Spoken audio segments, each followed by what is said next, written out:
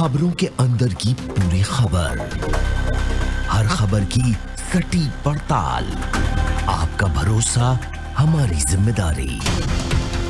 सच, साहस और सरोकार, यही है हमारी पहचान।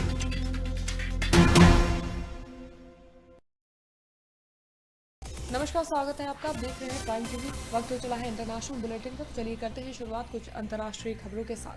अमेरिका के कृषि विभाग ने वकांडा को एक मुक्त व्यापार भागीदार देश के रूप में सूचीबद्ध किया है। Film production company Marvel Universe में Wakanda super hero Black Panther का काल्पनिक पूर्वी अफ्रीकी देश प्रवक्ता ने कहा कि किंगडम ऑफ वकांडा का नाम एक टेस्ट के दौरान गलती से सूची में आ गया।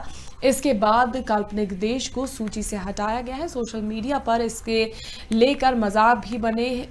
लोगों ने कहा अमेरिका अब काल्पनिक देशों के साथ ट्रेड वॉर शुरू कर दिया है। शिकागो के दक्षिणी हिस्से के एक घर में रविवार तड़के कई लोगों को गोली मार दी गई। पुलिस ने ये जानकारी दी। पीड़ितों की संख्या और घायलों की स्थिति के बारे में तत्काल जानकारी नहीं मिल पाई है। समाचार और संचार विभाग के उप निदेशक टॉम अहरन ने ट्वीट किया है कि शिकागो पुलिस स्थानीय समयानुसार सुबह 6 बजे गोलाबारी के सिलसिले में एक संवाददाता सम्मेलन आयोजित करेगी। पुलिस के अनुसार गोलाबारी की घटना 57 में स्ट्रीट में हुई। ऑस्ट्रेलिया के कई राज्यों में इन दिनों जंगलों में भीषण आग लगी हुई है। इसी भीषण आग की घटनाओं में 2 दमकल कर्मियों की भी मौत हो गई। वहीं इस बीच वहां के प्रधानमंत्री स्कॉट मॉरिसन लोगों के निशाने पर आ गए हैं। दरअसल लोगों की शिकायत है कि इस मुश्किल में वो अपने परिवार के साथ छुट्टियों पर घूमने जाने के लिए हवाई चले गए। वहीं अपनी इस हरकत में प्रधानमंत्री मॉरिसन ने रविवार को माफी मांगी। हांगकांग के लोकतंत्र समर्थक प्रदर्शनकारियों ने रविवार को चीन के उइगर अल्पसंख्यकों के साथ एकजुटता प्रदर्शित करते हुए रैली की। उन्होंने अपनी दशा को वहां दमन का सामना करने वाले मुस्लिम अल्पसंख्यकों की स्थिति जैसा बताया। रैली के दौरान कुछ प्रदर्शनकारियों ने एक सरकारी भवन के पास से एक चीनी ध्वज उतार दिया और उसे जलाने की कोशिश की, जिसके बाद दंगा नियंत्रण पुलिस हरकत में आ गई और भीड़ को तितर बितर कर दिया।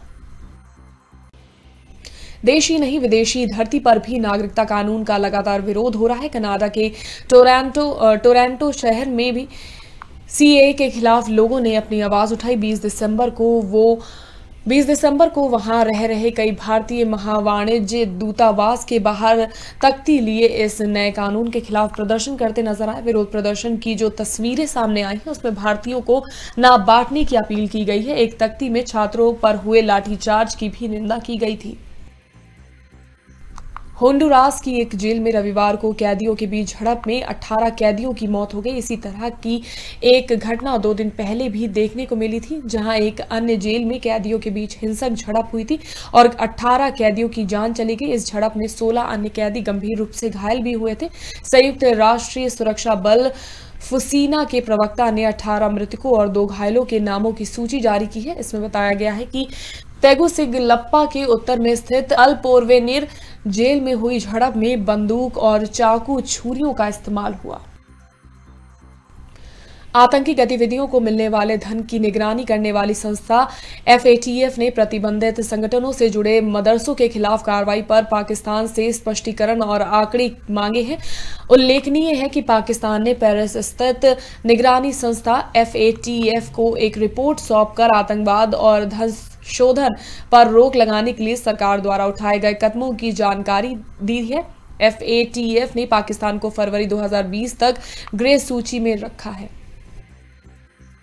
अफगानिस्तान के राष्ट्रपति अशरफ गनी एक बार फिर इस पद पर काबिज होने के लिए तैयार हैं। चुनाव अधिकारियों ने प्रारंभिक चुनाव परिणामों के अनुसार घोषणा की है कि राष्ट्रपति चुनाव में गनी को बहुमत हासिल हो गया है। स्वतंत्र चुनाव आयोग के मुताबिक 28 सितंबर को हुए चुनाव में गनी को 50.64% वोट मिले, जबकि उनके प्रतिद्वंदी अब्दुल्ला को 39.52 मत मिले। अंतिम परिणाम घोषित होने से पहले उम्मीदवारों के पास शिकायत दर्ज कराने का मौका होता है।